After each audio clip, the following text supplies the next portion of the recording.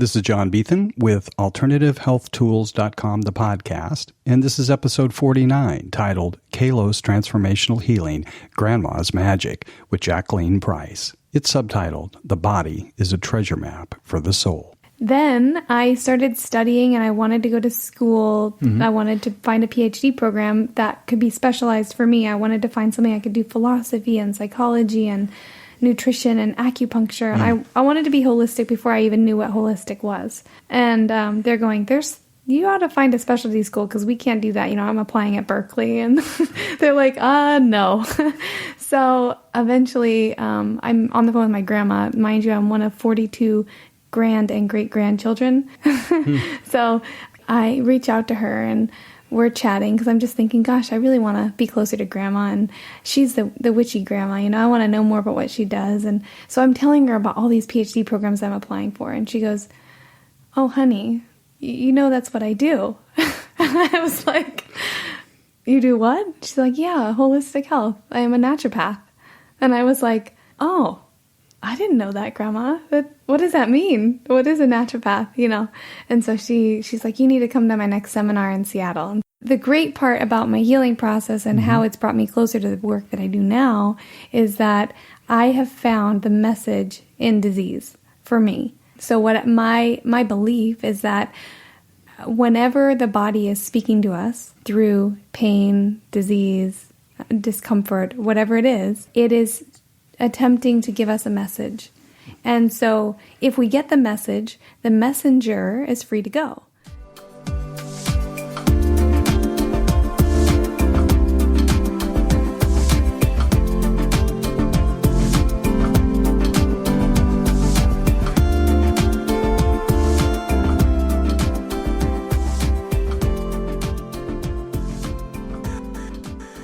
Welcome back to AlternativeHealthTools.com. This is the podcast where we actually talk with alternative healthcare practitioners and experts and sort of find out, always more interested in finding out who they are.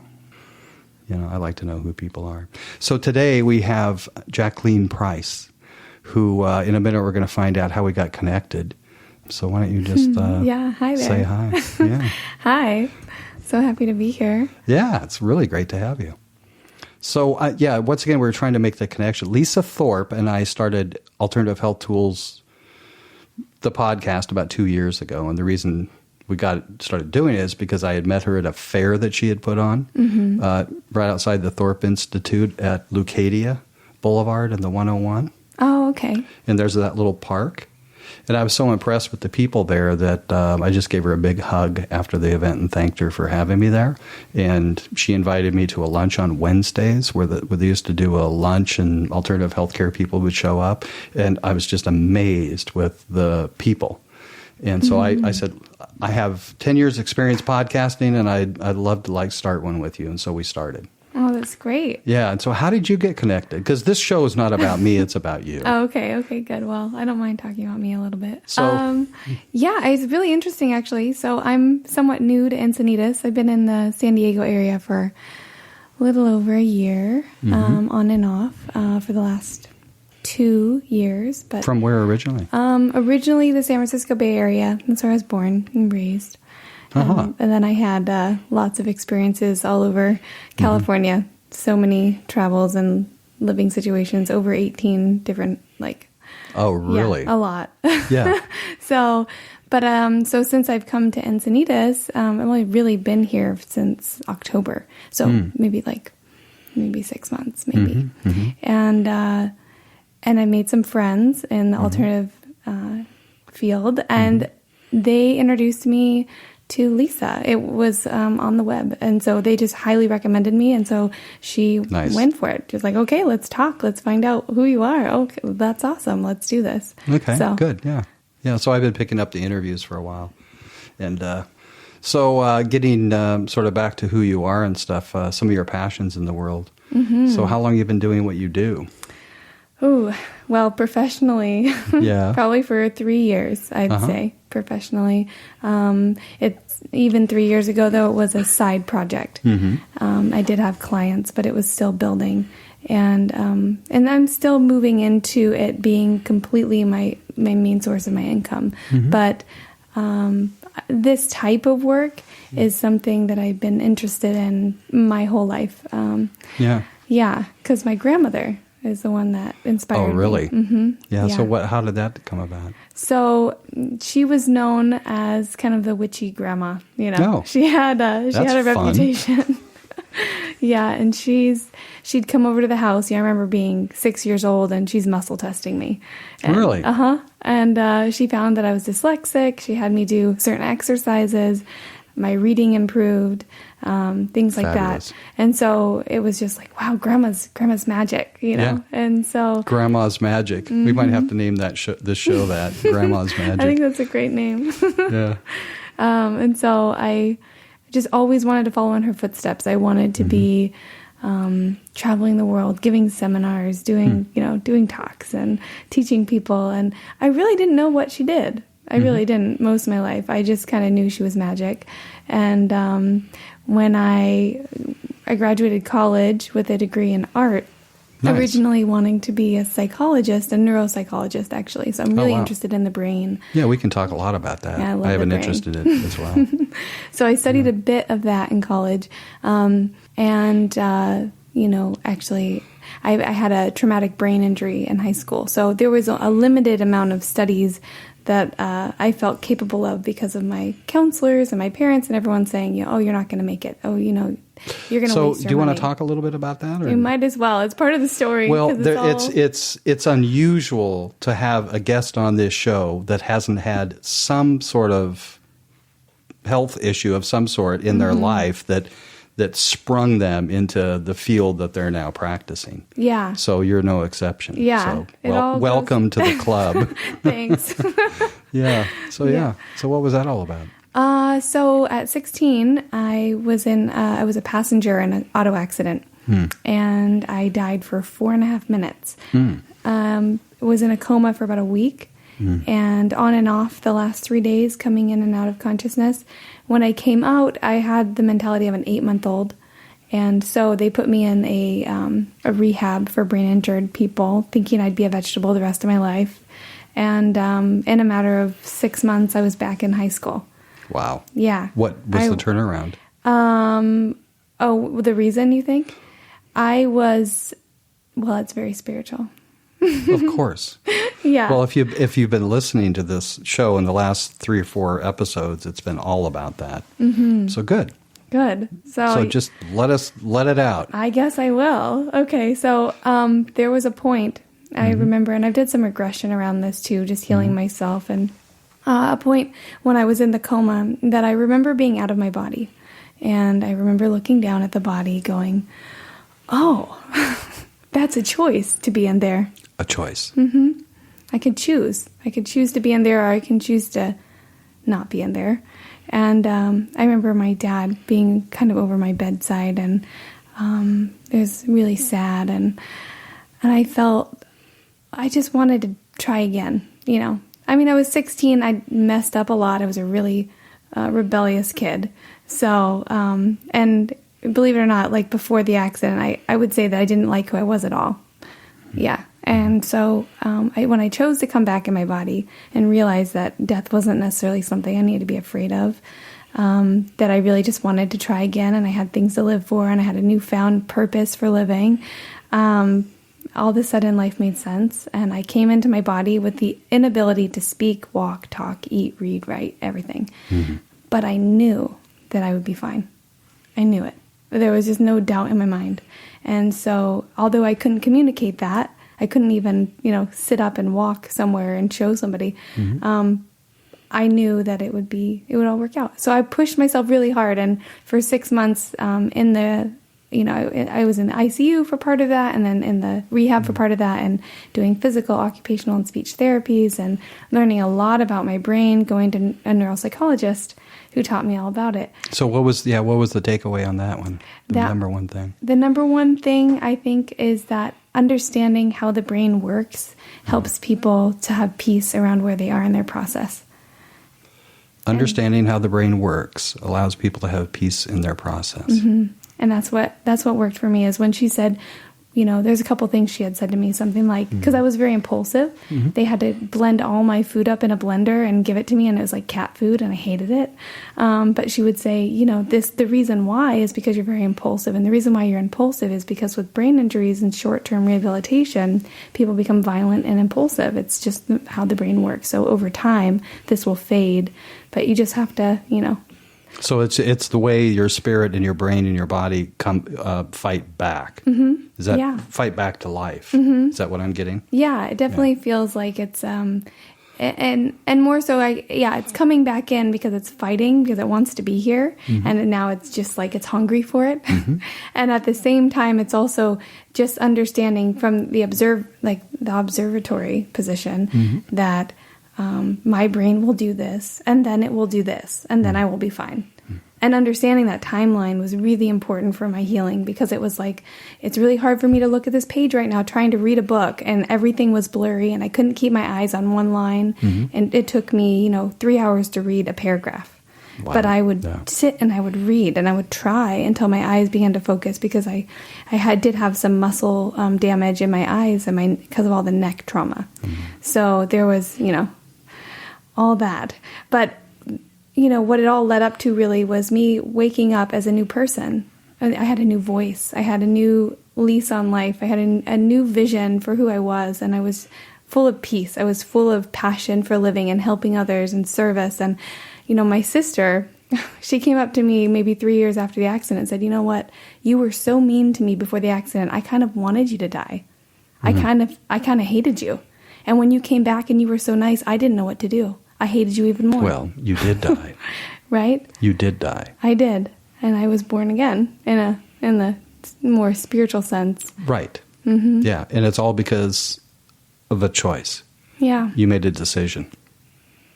I made the choice, and it did feel more empowering, and that I would have this decision to be this person now, that this is who I want to be. It's more true to my nature. And all the other stuff was trauma and daddy issues and acting out of anger because he wasn't around as much as I wanted him to be. And, and then coming into, I've got a much bigger daddy. I don't need to worry about that. And my dad's awesome.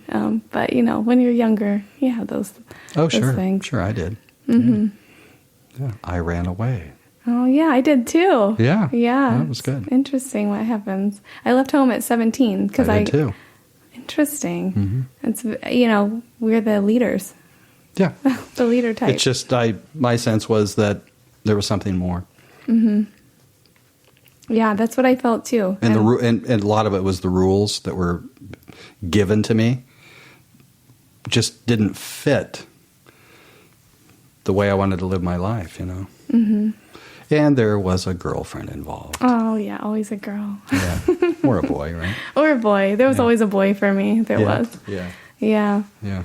But so at 16, after the accident, coming back into school and finally relearning how to walk and all that, I left home at 17 against my parents' better judgment, because I knew I only had a year till my brain would reach its plateau and its ability to kind of bounce back.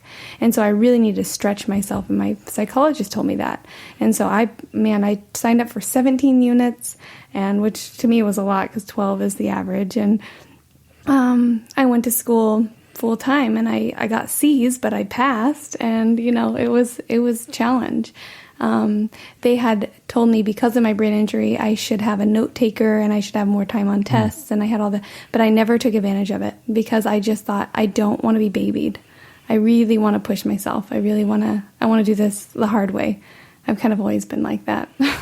Yeah. Well, I'm sure before the accident, that rebellious nature probably was an asset for you being able to turn this thing around and be, to make it happen. Is that right? Mm-hmm. Yeah. Yeah. I mean, you have to have the drive and the desire. And yeah, I had a lot of that. Yeah. A lot of the drive. I mean, I was at the door of my therapist on the dot. It's like, well, it's 3:01. Where are you? Yeah. I'm ready to go. So I had a really big desire to heal. Oh, that's fabulous. That's really good. What I love about podcasting is, people can see themselves in you, right? Mm-hmm. People can just see, oh, wow, something and maybe take away some wisdom, from your experience. So then where did you go from there?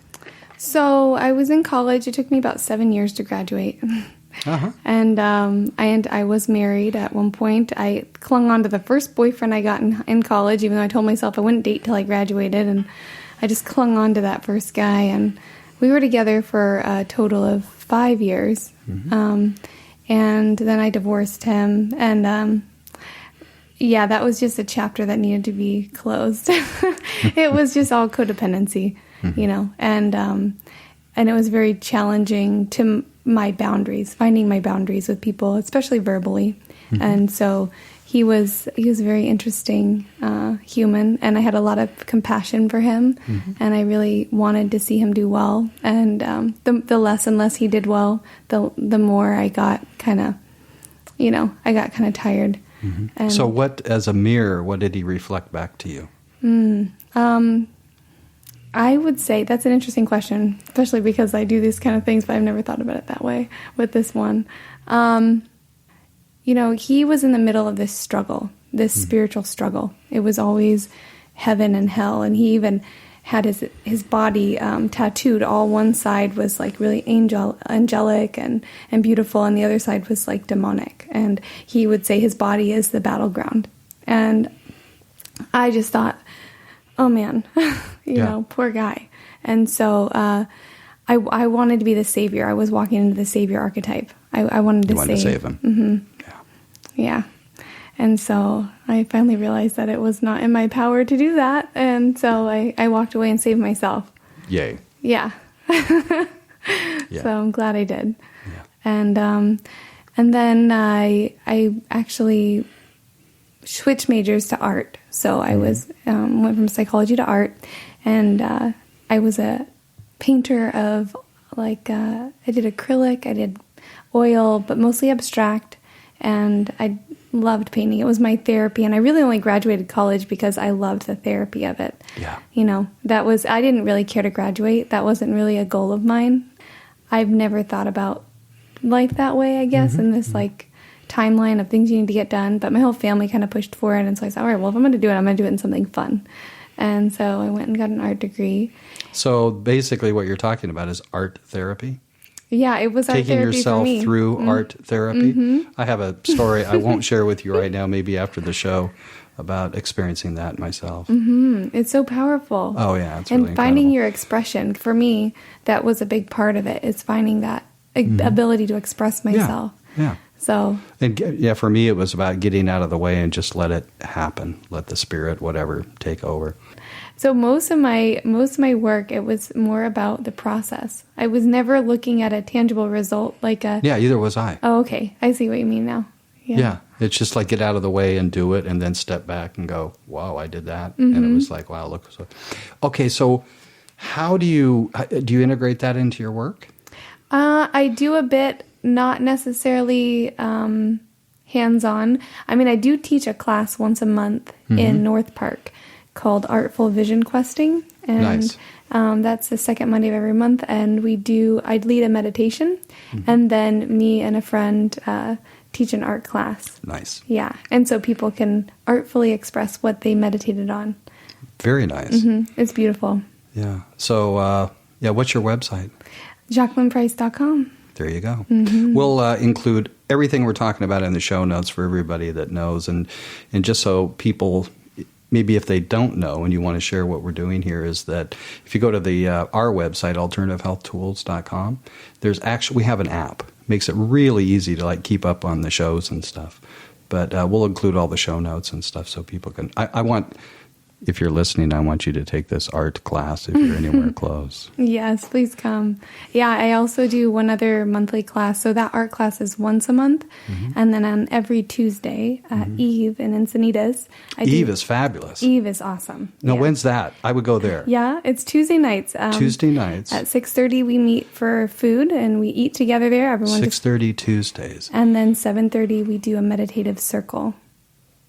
Nice. Yeah, it's really nice. Yeah, I'm tied up in a class for one more week, but... after that, we'll be there.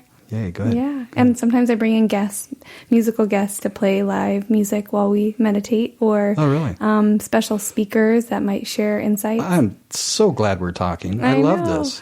I want to help support it. Wonderful. Thank Yeah. you. I mean, that's part of my thing about moving to Encinitas. It's like, I lived in Santa Fe, New Mexico most of my adult life, 24 years. So Encinitas is a lot like Santa Fe. There's a lot of rich culture and a lot of activism and not your normal 9 to 5 whatsoever. Yeah, that's funny that you say that. I've always been drawn there. I've never been, but I've always Santa been Fe? drawn there. Mm-hmm. Oh, yeah. Yeah, it'll happen. Yeah. Make sure you give yourself enough time. Yeah. And there's, talk to me before you go if it's any time soon and we still know each other. Whatever, because there's a lot of places I can tell you to go that nobody knows about. Oh, I like that. Yeah, I've had some pretty amazing experiences there. We're getting to know you pretty well, and there's a lot of rich experience at such a young age. Yeah, You've been through a lot that, I can just tell that you're present in life, and people would want to be around this, So what else do you do? Do you work individually with people as well? I do. I work individually. That's most of my practice. And then moving into teaching seminars and workshops and retreats. Nice. Yeah. So I've been doing those for for the last year. I've been doing more seminars and workshops. And before that, just one-on-one clients. Oh, nice. So the teaching aspect is my favorite. Yeah. That's my favorite part. I just love giving people tools and supporting them to keep going deeper, because working one-on-one with people is really nice, especially for research, because I love to understand individual cases. But being able to share that with a big group and the takeaway is just so amazing. Yeah. Do you work with other people on these? Every once in a while. Yeah. I do some collaborative workshops or something like that. So I'm sort of curious. You say you're working into it being full-time. What else do you do? So I also make websites and flyers, because I'm artsy, and the stuff I've made people like. They're like, will you make one for me? And I'm like, okay. So it's great side income while I'm still building, because it's new. Nice. So in this area. So I do that. And then I also... it's kind of funny how it fell in my lap. I've been caregiving, and it's not something that I normally do. I actually used to do it for a long time. I did it for 4 years during college. And a really good friend of mine came down with cancer, and it was a relapse, and he's been in and out of a wheelchair. And so for the last week, actually, so it's recent and it's not going to last much longer, but I've been helping him. So just doing a lot of the work that I do with him as well, but cooking meals, because I'm a nutritionist too and an herbalist, so he knows that having me around is special. So, I've been helping him do that for about a week now. Nice. Tell me a little bit about herbology. What do you... Okay, so I have quite a few herbs that I like to use that are just my arsenal, but so I really love plant medicine when it's used for especially things like calming the nervous system. I use passion flower, and I love my chamomile. And I had a friend that had scarlet fever, and we healed it with an overdose of garlic. There's just really amazing things that herbs can do.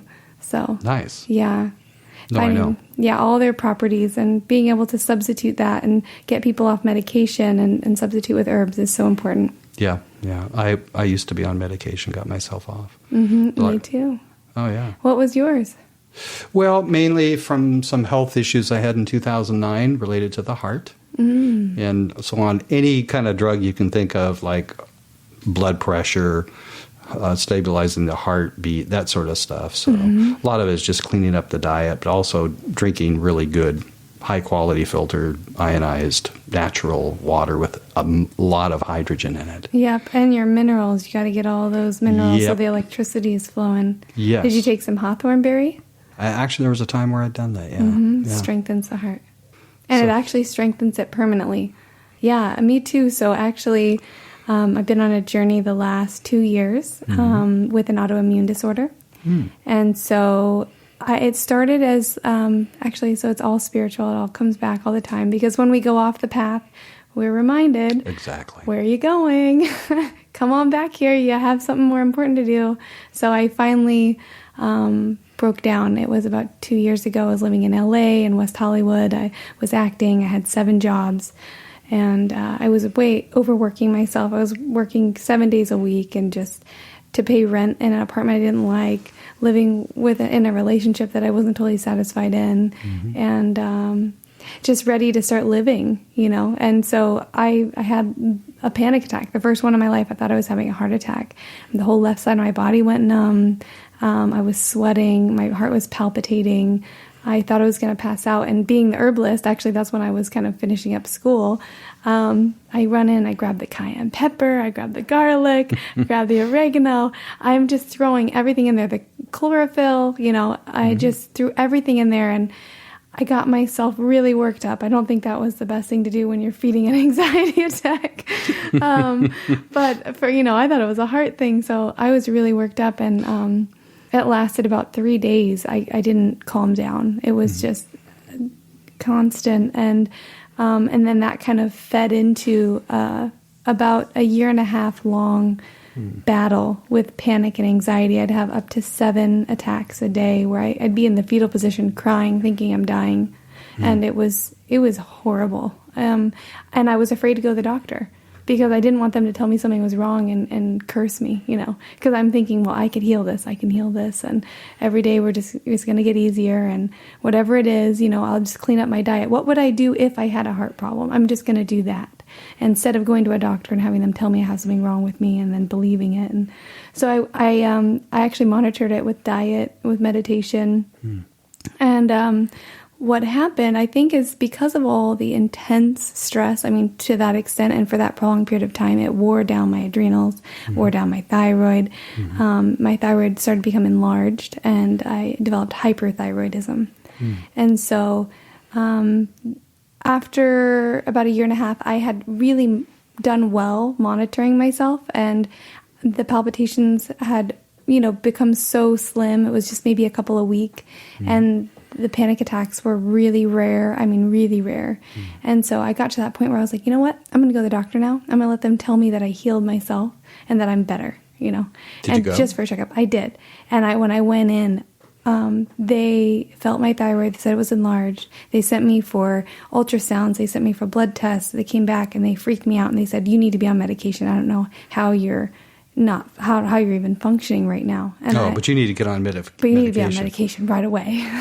And I'm going, God, if that's how it is right now, I wonder what they would have said 6 months ago. You probably would have been admitted to emergency or a psych ward or... Yep, something crazy, because it was that intense. And so for me to feel that much... So, do you feel like if somebody came to you with some anxiety issues because of your own experience and knowledge with the herbs and everything else, you might be able to help somebody? Oh, yeah. I think that's my specialty now. There's a lot of people I could throw at you. And the reason I say that is, once again, coming from Santa Fe, and I don't know, what I learned from my health issue related to the heart was I don't get stressed about much anymore. I don't care what it is. Yep. It just doesn't help. It's not worth it. It's not worth it, but it also isn't useful. It just tightens you up. And so there's no options available. You just go down this rabbit hole, this dark rabbit hole typically, right? Exactly. So meditation helps. And the thing, and this ties back into my practice now, is that the biggest part of it for me that I'm dealing with now is the subconscious. Because although during the day, between the hours of maybe 10 a.m. and 7 p.m., I have no symptoms. But as soon as I become sleepy, or I'm in the morning still waking up, there's a lot of subconscious stuff still happening, and in the middle of the night. And this is when I have my symptoms still. So although now I weaned myself off medication, and I had an amazing naturopath that I worked with, actually, Dr. Amy Chadwick. She's local. She's here? Yeah. She has an office in Sereno Valley. Sereno Valley. Amy Chadwick? And it's called Soaring Crane Natural Health. She is amazing. So working with her was just a blessing. And so we got me off the medication and onto more herbs, and that was just... I really needed to know that I can do that. And so now it's monitoring with herbs just as needed.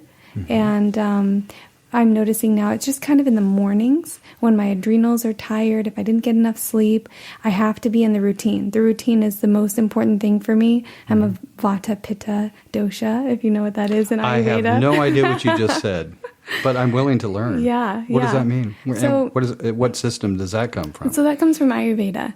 Okay. And I'm not a practitioner of Ayurveda, but I know some good ones if you want some names. Okay, why don't you drop one good one on the podcast here? Dave Levinsky. Dave Levinsky in Encinitas? Yep, he's wonderful. Okay. Yeah. Thank you. Mm-hmm. So tell me what you got. And so there's 3 doshas in Ayurveda. There's Vata, Pitta, and Kapha. And so what is a dosha? A dosha would be your dosha. Yeah, your constitution. Okay. So it tells about your personality. It tells about your, like how much moisture's in your skin. It tells about your body type. Mm-hmm. And so it basically is like a reading. And we're all a mixture of all the doshas, but we usually have 1 prominent, 1 to 2 prominent. And so my prominent ones are Vata and Pitta. Mm-hmm. And the Vata dosha is the air. It's air. Mm-hmm. And so when I'm not grounded, so when I'm in anxiety or, feeding that is going to just make it worse. So for instance, I can't eat popcorn. I know it sounds really silly, but it's a really airy food. And if I have any tendency towards anxiety and I start eating popcorn, I actually start having heart palpitations. And it's very interesting. Yeah. And I'm not allergic to corn, but it's like it's too much air in the body. I guess we won't be going to the movies then. I know. No movies for us. But and then the other one? I don't know a whole lot about all of them, to be honest. Okay, but no, this is fascinating. So what's impressive, what I really like about what you do is like you become aware of something and then you just go find out how it relates to you. Yeah. So if you can do that for you, it means you can do it for other people. Oh yeah, I'm a researcher. I like to really dig deep. Exactly. How's that Periscope thing doing? Oh, it's got a thing on there, but I'm sure it's fine. It just says low battery. Low battery. It'll be okay. Hi. How's it going? How do we get the Periscope? So on Periscope, it's an app. And no, I know. I have Periscope. Okay, so my name is Map for the Soul. Map for the Soul. And same on Instagram. Periscope. On Instagram, Map for the Soul. Great. Yeah. And so what I was getting into was really this idea that the subconscious stuff needs to be healed. So it's really great to be able to eat right and meditate and have, a conscious practice around staying sane and centered and grounded. But then there's all the unconscious stuff. A lot of my stuff would come up in the middle of the night. I'd hear a dog bark or something. It would shock my nervous system, and because my nervous system was already so collapsed, just that tiny bit of excitement sent me off the charts. And so I would wake up with my heart just beating 1,000 beats a minute, and it's just from a dog barking in the middle of the night, or a bad dream, And so having the subconscious stuff healed is really supportive. So that's what I do. We do mental emotional reprogramming for people with chronic disease. Nice, sweet. So, quick question. Do you view a difference between the subconscious and unconscious? Are they different or the same? Just in your mind. I don't really care what the dictionary says. Yeah. But use the word subconscious. In my conversations, I usually use the word unconscious. I'd say to me, they're the same. Oh, okay. Great. Yeah. Somebody out there, if you disagree, if you disagree, just go to our website and start a dialogue. Yeah, jump on the blab that will happen 2 weeks after this show. Yeah, I like to philosophize, so let's talk good. You're going to love it. Blab a lot because it's totally interactive. It's the most engaging social network that I've seen in ever. It's really it's video. I'll show you after the show. Yeah. All right. Good. So, wow. Talk about diverse. It's amazing. Yeah. It's so many things. So the great part about my healing process and how it's brought me closer to the work that I do now is that I have found the message in disease for me. You have found the message in disease? Mm-hmm. So what my belief is that whenever the body is speaking to us through pain, disease, discomfort, whatever it is. Confusion, any emotion. Mental, anything. Emotional, physical. Right. It is attempting to give us a message. And so if we get the message, the messenger is free to go. Whether that's pain, disease, discomfort, emotional Okay, so say that one more time. Okay, so once you get the message, the messenger is free to go. Powerful. Love So it. powerful. And so that No, is I get it. Good. Because got it. that is the basis of my work. And I've been working with more cancer patients recently, and I've had a history of working with diabetes and IBS and all the spectrum of chronic illness. So it's really it works, and that's what's important. It's awareness. It's awareness, yeah, and taking responsibility, because in that process you take responsibility. If the message, you see, let's say your heart, right? For instance, your heart stands for accepting yourself as you are, or feeling like a stranger to yourself. So if you get the message that it's time to stop being a stranger to yourself and accept who you are, it's one thing to hear that and listen and say, oh, okay, I understand that's what my body wants me to do. That's the first step. But unless you actually follow through and start accepting yourself as you are, that is when the messenger finally leaves, because it can trust. Okay, so how does one accept the way they are? That's a process. So it's about understanding who you are, because you can't accept who you are until you understand who you are, right? So that's diving into belief systems and, thought patterns and things that really, why you are the way you are, why you're made up this way, and really falling in love with who you are, because you can't be anybody else. Everyone else is taken. Everyone else is taken. And what's so beautiful is even people that have been through the worst of it can look back at their lives and go, I'm glad this is the life that I lived. I don't think I'd want to live anything else. And I know that for me and everything that I've been through, I've been through some trauma. And I kind of glazed over it lightly with the marriage and with the other accident and things, but there's some deep-seated stuff that needed to be addressed. Yeah, from my perspective, it's like, so what? Now let's take a look at it. Exactly. Because you don't need to stick in the story. Right. Because the story, there's so many great metaphors for that. But yeah, so I've done a lot of the work of Byron Katie. Are you familiar with her I'm work? not. So you must. Okay, I'll have to write it down. Yeah, so basically she asks 4 questions, which is, and this is really sort of at the tail, from my perspective anyway, of just people have a tendency to just believe their thoughts without really questioning them. So she asks 4 questions. She says, she has a worksheet. It's very simple, and the website is called thework.com. She's been doing it, I don't know, 30, 40 years and has 30, 50 million followers. I don't know. But the first question is it true? The second question is, can you absolutely know that it's true if you answer yes to the first one? And then the third one is, so what is your life when you believe that's true? What's your life like? And the fourth one, I think, is how would your life be if you didn't believe that? So most of the time, we just have these thoughts, right? And we just believe them, right? Yeah. And it drives us, and it informs our body, and we... all of that. So you're doing great work. I can tell. Because we need to reprogram it, because you can't stay in those stories anymore. I think that's. Oh, sure you can. It's a choice. I mean, you can. It's a choice. It is a choice. But when you do, that's you living in autopilot. That's not you living your life and acting appropriately in the circumstances that you're in. Appropriate according to who? Well, appropriate for your soul, your truth. For you, for who you are. Yeah. Exactly. Yeah. Yeah. So holding on to that stuff, I think that's one thing that I find really wonderful about the fact that I have some short-term memory loss. You still do? I hold on to that story still, I think, but maybe it's not true. It's good. I think you should ask yourself that question. I think and go I deep should. into it and go, can you absolutely know that that's true? I don't. I don't absolutely know that. I've been telling myself that for so long that it's just one of those, So it's interesting when I catch myself in those stories. Yeah. So I do the same thing, too. But to me, that's, rather than spend a lot of time in meditating, I try to, be awake, conscious, and do the walking meditation thing, and be aware of what's going on in my mind in terms of the voice, and being absolutely present for you. in Yeah. other people. I mean, I love that. I appreciate that. I noticed that with you. It's really, really refreshing. Yeah.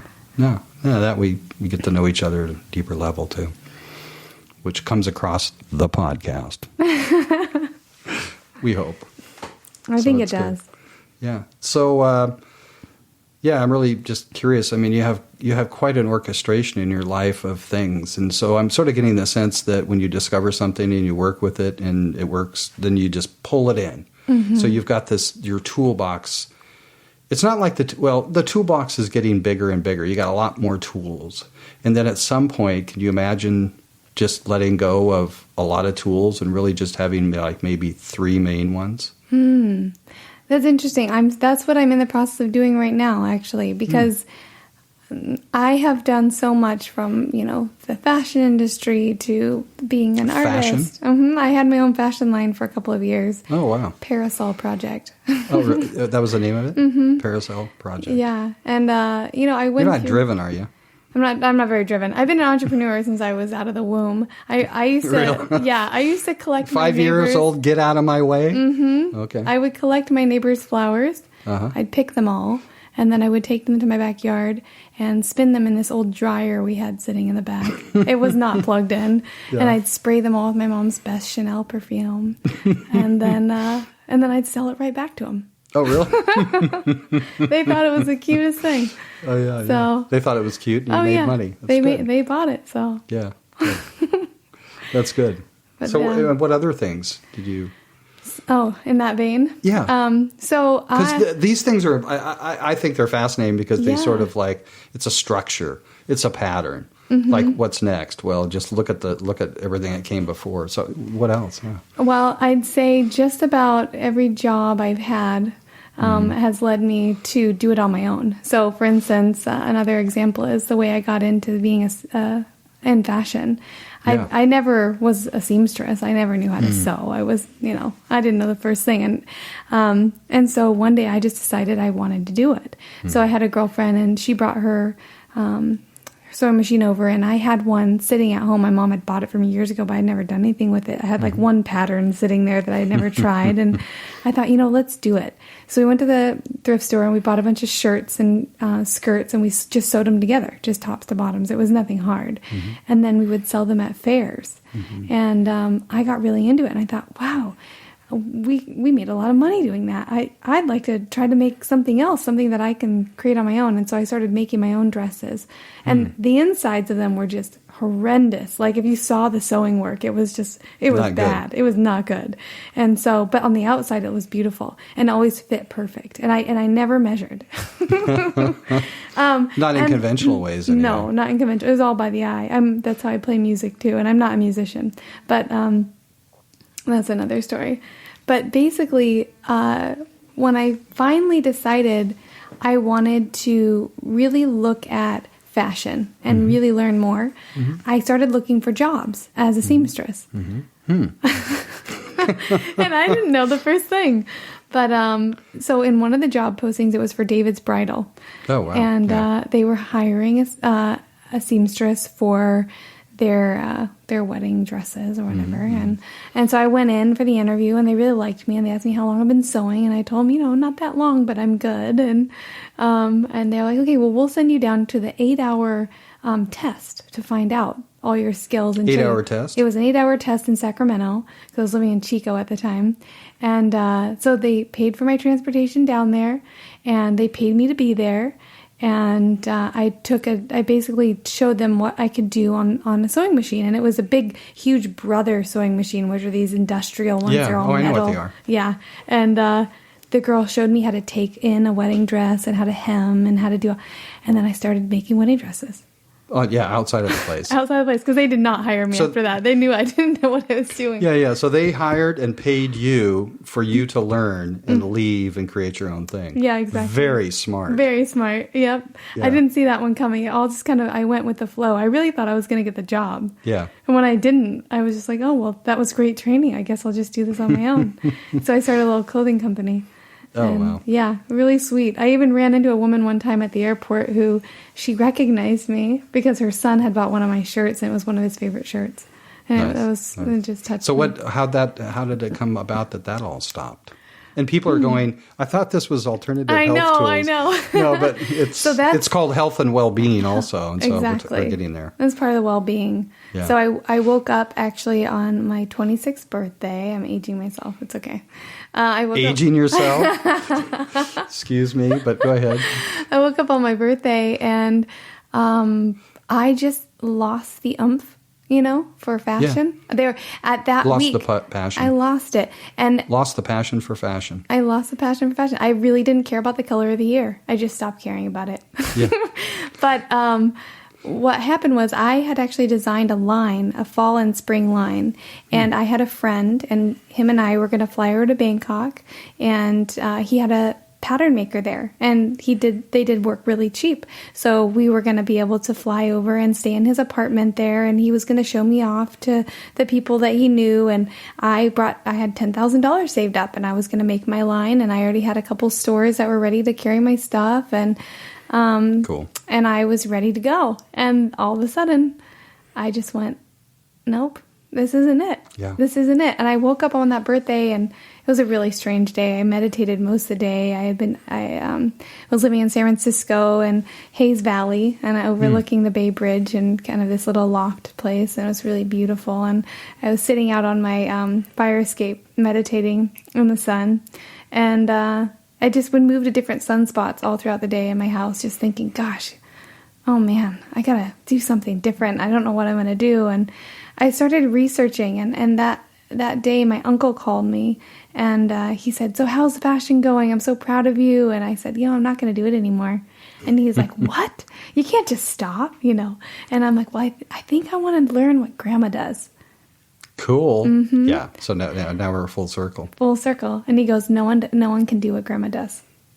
And he challenged me, and I took the challenge because I didn't want to take that answer. Yeah. And so yeah. it really You're not the pushed kind me. of person you say, yeah. Mm-hmm. You know what NLP is? Oh, yeah. Okay. Yeah. So NLP, they call that a polarity responder. Mm-hmm. So, you don't want to do that. And then you're going to go show me. Exactly. Yeah. Exactly. Yeah, I like NLP a lot, actually. Yeah, I do too. I did it for quite a while. Yeah. So then I started studying, and I wanted to go to school. Mm-hmm. I wanted to find a PhD program that could be specialized for me. I wanted to find something I could do philosophy and psychology and nutrition and acupuncture. And I wanted to be holistic before I even knew what holistic was. And they're going, you ought to find a specialty school because we can't do that. I'm applying at Berkeley. And they're like, no.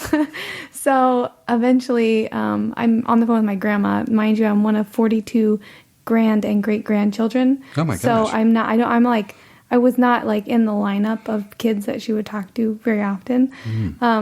I was lucky if she would call me like near or around my birthday. So anyway, I reach out to her, and we're chatting because I'm just thinking, gosh, I really want to be closer to grandma, and she's the witchy grandma, I want to know more about what she does. And so I'm telling her about all these PhD programs I'm applying for, and she goes, oh honey, that's what I do. And I was like, you do what? She's like, yeah, holistic health. I am a naturopath. And I was like, oh, I didn't know that, Grandma.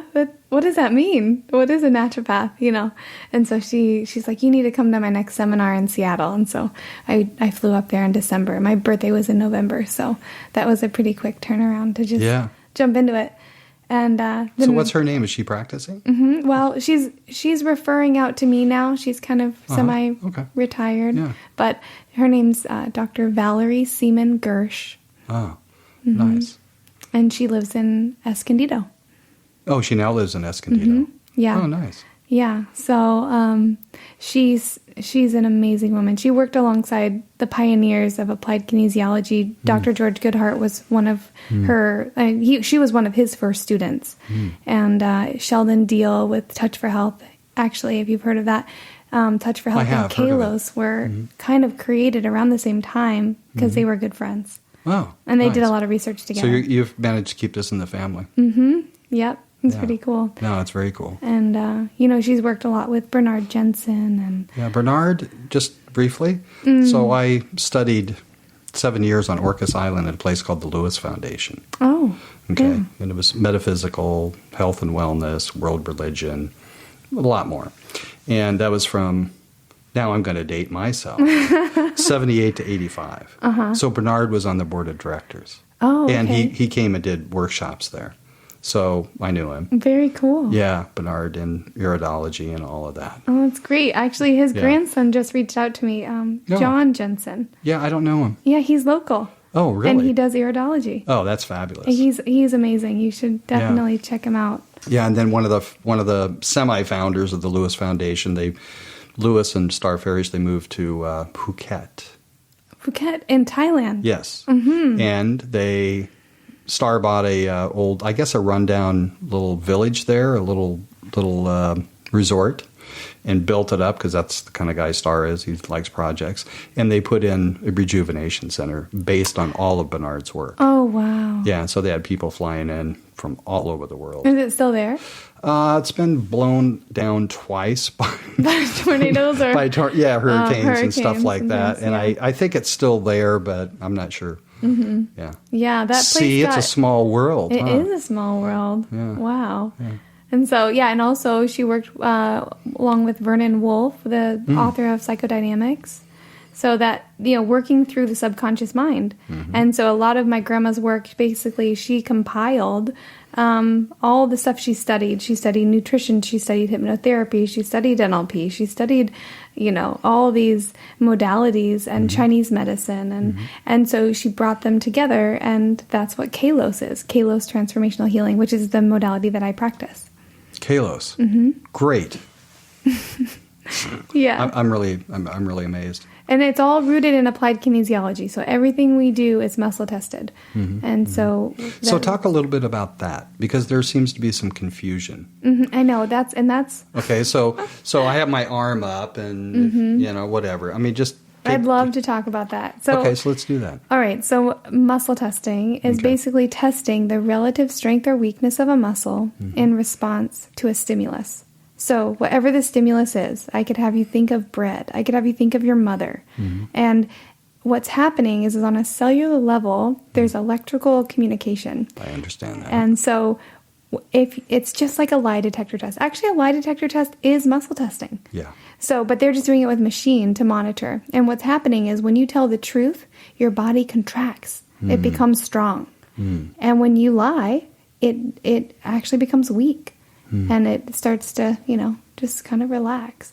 So when I'm pressing on your arm, I could test any muscle in the body. And the reason why we test the arm is because you're isolating the latissimus dorsi muscle. And that muscle is a very large muscle spanning across your back. So you're going to get the most range and see, when I press on this muscle, if the arm goes down, then that means that it's not contracting. Because if it was contracted, that's a pretty strong muscle. Yeah. Yeah. Yeah, it is. And so that's why we use that. And some people do finger testing and different things. And that takes a little more practice and also being, I think, more in tune with, I want to know the truth because it is subjective. And so a lot of the testing that we do trigger point testing. So I'm testing for vitamin, mineral, and organ deficiencies, as well as emotions, spiritual imbalance, all that stuff, ages, past lives, all these things that we can bring into the, the matrix of our makeup, because we're looking at the body as a biocomputer and we're trying to understand all the software.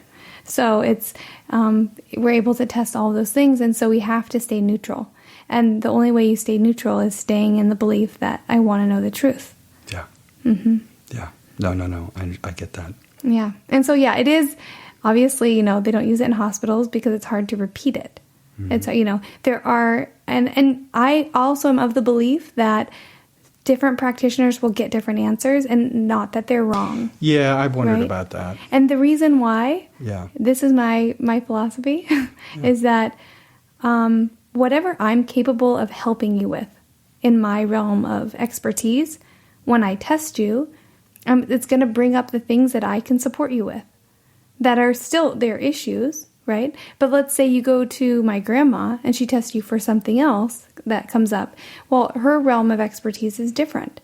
And so there's, different people you're not going to be able to test someone to heal something that you can't address. It is holistic after all. Mm-hmm. So it's like when there's when there's an interaction with two people, it's more than just one. Yeah, exactly. So, and then, And energy changes by the second. Right. And in the practice of science of mind, I don't know if you're familiar with that. Okay, good. What's his name? I know his name. Holmes. Yes, Ernest Holmes. Ernest Holmes. Okay. Yeah, so I go to Seaside Center for Spiritual Living. Oh, I go there sometimes too. Yeah, no, it's great. Also, I do a little plug because I produce Reverend Christian Sorensen's podcast called joyouspodcast.com. So I brought it up for a reason. But it's just like, a lot of it depends on what's going on in the mind. Mm-hmm. And in the science of mind, in its purest form, you don't have disease, you don't have cancer, you don't have any of that stuff. If you think you do, then you do. Mm-hmm. Yep, and that's exactly how this is partially exactly how I healed myself of autoimmune disorder, is that at some level, and this is also, from the support of my doctor, Amy Chadwick, is that her belief and understanding of the body and mine is the same. So we're looking at the body like there's nothing wrong. It's not against you. Right. And so if your thyroid is enlarged, it's because it's compensating for something else, and it needs to do that so that you can continue to live. Yeah. And so what we have to do is look at the domino effect, kind of the cascade of what's happening in the body, and heal it at the root. Because if the thyroid's enlarged, the thyroid doesn't act on its own behalf. It has to be, there's an instigation there, And so when we can understand where that's coming from, then we heal that piece of us.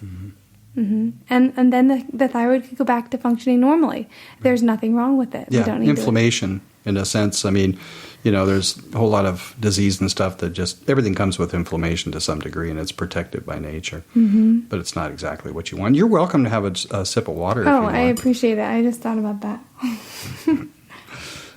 So it's, all right. So now what we're going to talk about is your music. Oh, music. Yes. There's a guitar funny. over there. I mean, I've worked most of my life in the music industry. Oh, really? Uh-huh. Oh, fun. Well, you might want to come to my little room warming party then tonight.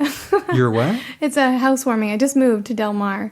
Oh, great. And it's temporary for the summer, but we're having some friends over, and we're going to play some music. Oh, nice. And I told you I'm not a musician, but well, you can stop saying that right now. I love music, and anybody that can play even it's spoons.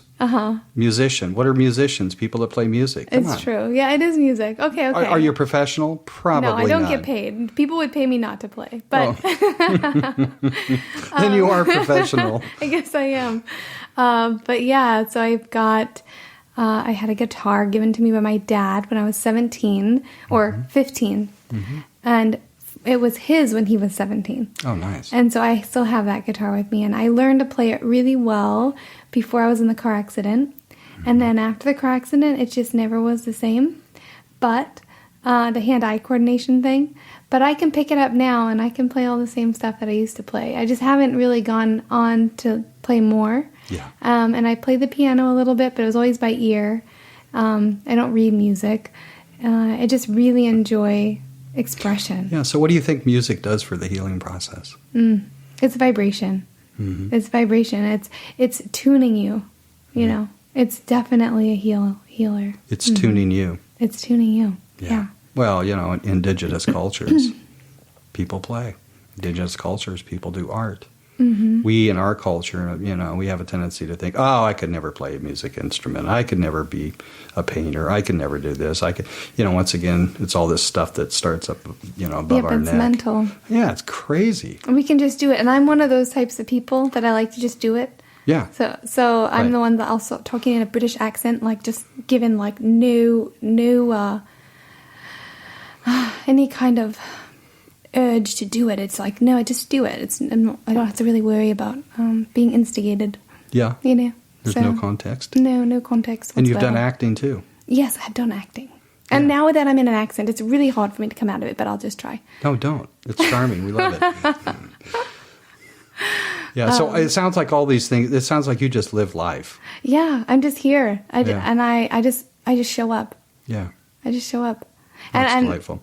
And it makes life so much easier to realize that intelligence and all these things, everything's available to us in the moment if we can be present. Yeah.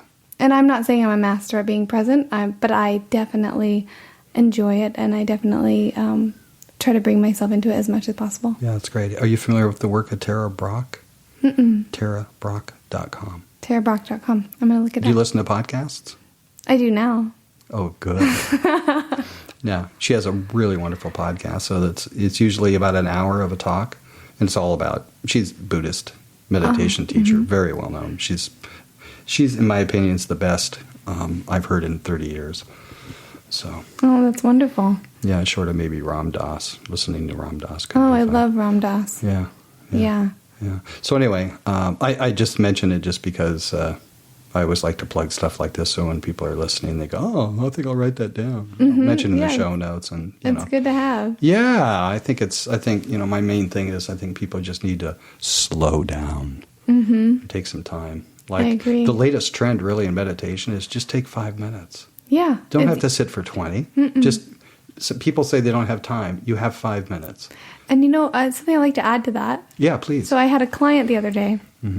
And I asked him, because he's very hyperactive and struggles with ADD, and we are working through him, kind of finding more peace and his abilities, and so he can tap into his focus and his intelligence. And I said, "Have you tried meditating?" And he looks at me and he goes, "I'm way too active for that. I can't do that. I can't meditate." And I go, "Okay." I'm like, "Well, let's try something really quick."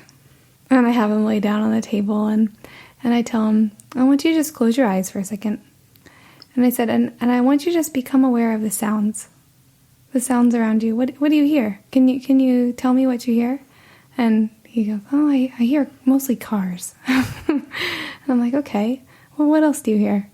And we just kept talking about it. And he was very focused. And so meditation isn't hard. And being present really isn't hard. It's just about bringing yourself into the present moment. What do you hear? What do you smell? What do you see? What do you feel?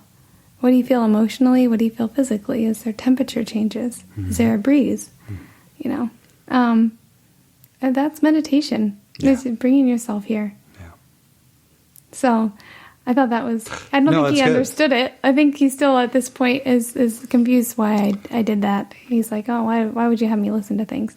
But I think he's more open now to trying it out. Oh, sure. Well, yeah. It's just instead of you talking him through it, it's him talking himself through it. It's really just a matter of discipline. Yeah, and discipline is so important. That's one of the things that I learned from my grandmother is this 5 stages of basically enlightenment. And the first stage being lawlessness. This is where people just run amok. Like they don't have a care in the world for what happens to them and consequences. And, that's kind of prehistoric, but there's people like that. And the first level, and level not in a hierarchy, but you have to go to one before you can go to the next. It would be discipline is the next level. So when you learn discipline, you put away lawlessness because now you've come into a practice and you see the value of being disciplined and acting this way. But there's still a void. There's still a why, And so then the next level would be discovery of grace. And when you think about this in terms of philosophy and religion, that's where I'd put like the Catholic Church. Discovery of grace. This is where their teachings point to, is to help people realize you're forgiven. You can be forgiven. And that's really beautiful. And so if you forget to be disciplined and you're in lawlessness in and out, you're forgiven. It's okay. And then just keep remembering and coming back into your discipline, But then there's still a void. There's still more that you want to understand. And so the next would be a creation. It's like a co-creation where you realize like forgiveness is innate. You don't have to ask for it anymore. You can just be. You're actually co-creating your life and manifesting things on your own. Not on your own, but with everyone and all that is. And so, but you can't realize that when you're in lawlessness, that you're a creator, or in discipline, that you're a creator. Now you're in the law, and you have to get out of the law to realize that like the law is just there so that people can learn to that they forgive themselves, and then they can become creators. And then beyond that would be the great I am. And very few of us ever reach it, But so the types of institutions that I like to go to are ones that teach on the third level teaching, which is the creation. That's like Seaside. Yeah. That's a beautiful teaching because it speaks to that mindset that we are co-creators. Yeah. That I don't need the guilt and the fear and the shame and the blame to bring me into that awareness of who I am. Yeah. And it's beautiful. So it's one of my favorite things to work with my clients too, especially just bringing them up that scale. Like, okay, well, we got to just learn discipline first, because look at all this stuff that's beyond that. You're not going to have to stay in this forever, but you're going to have to learn the value of it. It's like learning the value of money. So that's energy. Mm-hmm. Yeah. Wow. We've come a ways. Do you have a single health tip? We always like to go. A single health tip. Just one thing. Just one thing that you think is a health tip that people could contemplate and imagine taking on. Something simple. Mm-hmm. Something simple? That could change their life. Yeah. Improve their life. Not change it, improve it. I like that. So I'd say that one of my daily habits is just listening to my body. So when there is any kind of discomfort, when there's any kind of anything that isn't totally positive, just listening to it and asking it, oh, what do you want me to know? And really listening. And then, really asking and wanting to know and being willing to do whatever it is that the body is wanting to do. Not because the body is your master, but because the body is a tool for understanding. It's a compass to guide you towards your truth. And so, when I have a little pain sometimes down by my gallbladder or something, I go, what do you want me to know? And it says, I need you to exercise more. And then you just got to do it. And you got to say, okay, I'm going to go for a run today. And just listen, because your body knows. Your body is so wise. I know. It's like, it amazes me that people have even a problem with that concept, because just think about it. How in the world did we get to be where we are today? Because it's only been in the last couple 100 years that we had problems with food, problems with water, problems with, pharmaceutical drugs, surgery, blah, blah, blah. Before that, much probably longer, we had nature. Mm-hmm. And we were in tune with ourselves. Indigenous cultures know that. Mm-hmm. And they wonder, how did these people survive without medication? Yeah. And it's like, wow, how do we survive with it?